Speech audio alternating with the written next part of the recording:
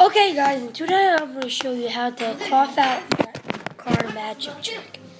So you have to do this pretty fast. If you do it slow, they'll see the cards going into your mouth. Okay, so you hold the cards like this.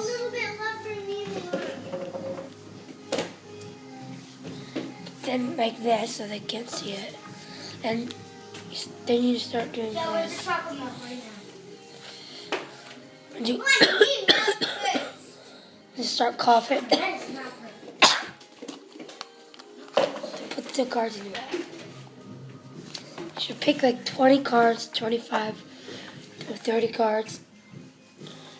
That's the easiest way. If you do a whole deck, that's going to be hard. See if I can do it. I've did it before. Okay. See if I can do it.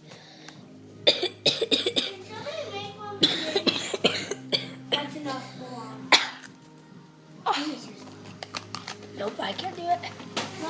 So don't do a whole deck of cards, just do like this much. What? Not a lot. But you have to be quick. You can't be like I just did. No. Can't do it like that. Like this. Yeah. Okay, so that's it for the video. I just wanted to show you how to do it. So that's it. So